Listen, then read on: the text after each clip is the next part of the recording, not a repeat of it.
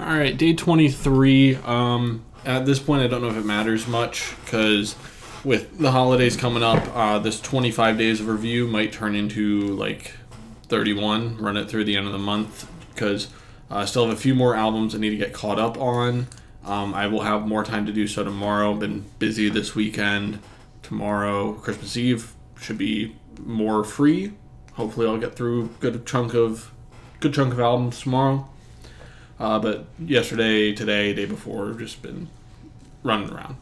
So, 25 days of review will turn into 31-ish days of review. I'll try my best to post daily until I am caught up, and then I'm going to return to the older structure, which is going through a rotation and then reviewing through the rotation. So, without further ado, let's get started with Distant Calls by Andrei Vinogradov. So, I cannot help but compare this to Visions by Guillaume Desk because I've only listened to 2 hurdy-gurdy albums. And one of them, Distant Calls, was gorgeous. Truly. Well composed, well performed, elegant. Very elegant. But the other was entrancing, hypnotic, and exciting to listen to. I could definitely tell the difference between electric and acoustic hurdy-gurdies between these 2 albums, and I gotta say I prefer the electric. I preferred Visions, by a pretty wide margin. Now, that being said, Distant Calls was still really interesting. Obviously a really unique listen. Hurdy-gurdy is fun. I'm very happy to have had my horizons broadened with that. But the more classical nature of it, I felt kind of limited its emotional range, considering, it's hurdy-gurdy. It can only produce so many types of sound, and those sounds can only be arranged in so many types of way. So it was a bit limited. That being said, what I got here was still really good. Virtuosic, just composed brilliantly, performed passionately with technical prowess, and I appreciated it. But, in some regards, I wish I'd heard this before Visions, so I could be a little more blinded by it. But yeah, it just kind of lacked the excitement and interest or intrigue that Visions provided. So Distant Calls by Andrei Vinogradov is going to get a 7. Then we have, that was from Dom, in case it wasn't already obvious from the hurdy. Now we have 834.194 by Sakanaction, submitted by Evan. And this was a nice bit of Japanese rock. I really appreciated how they distinguished themselves from their peers.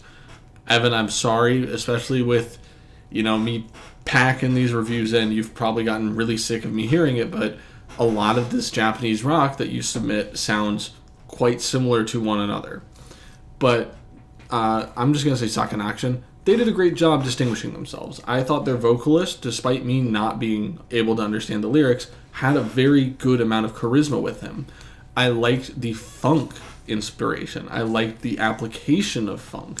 I liked the organization of the tracks. I liked the composition, how they flowed.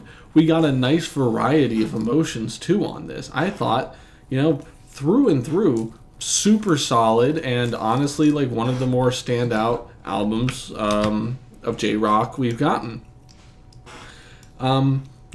Still had that shoegazy backing, I guess, or, roots that are so common with this genre, but I felt they built on it in a really interesting, really cool way, and yeah, I super appreciated it.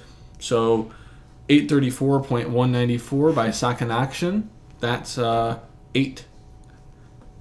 Then we got Flower Boy by Tyler the Creator. This one is from John. Now John, my dear friend, initially wanted to participate in Music Club, but after not really being able to think of enough albums for the submission list, he backed out, but to honor him, I kept Flower Boy, his only submission on the list. And this will have been the 3rd Tyler the Creator album I've listened to in full.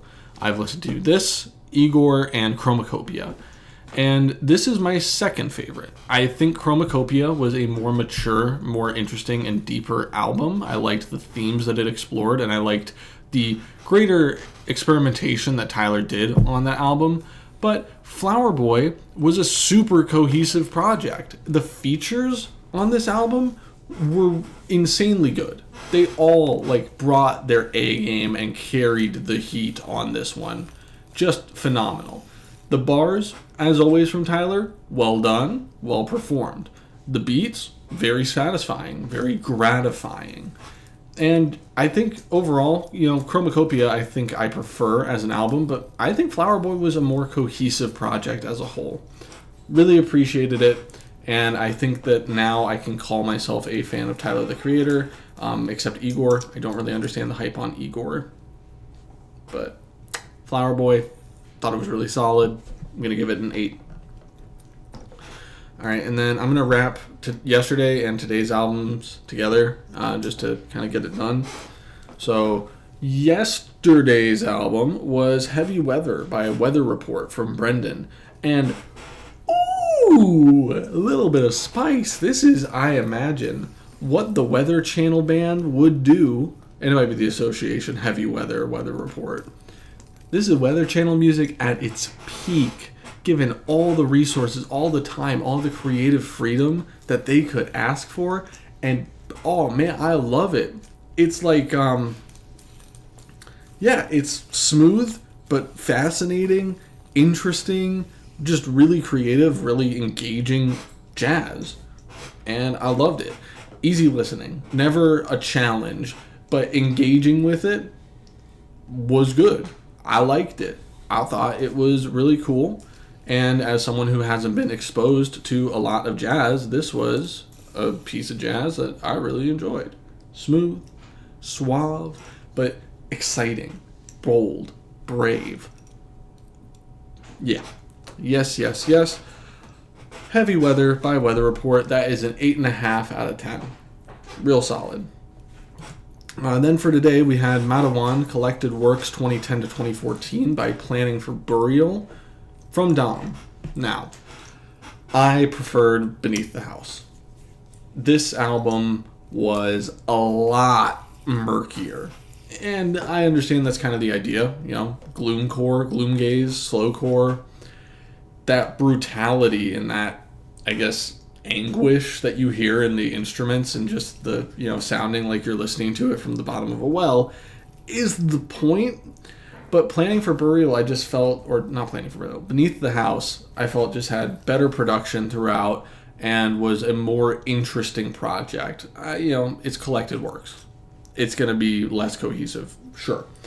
But I also, kind of hear this as demos, which they very well may be demos of things he worked on, never fully completed, because it had a much lower fi feel to it. Just not as polished, but still quite enjoyable. Definitely a genre I enjoy, definitely a sound and an emotion.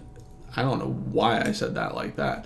Definitely a sound and emotion that I not particularly enjoy personally, like me experiencing it, but listening to it in music, I love that. I love that. So it's still a really solid album. Just, I dropped my fidget spinner. I shouldn't be using this while recording reviews. Matawan Collected Works 2010 to 2014. I still really liked it. And I don't particularly find it fair for me to compare it to Beneath the House, but I will. So I'm going to give it a 7. All right, I should see you tomorrow. I have time tomorrow, I think, so I should be able to crunch another one of these out tomorrow. I'll see you then. Oh no, I hit the wrong button. My sign off.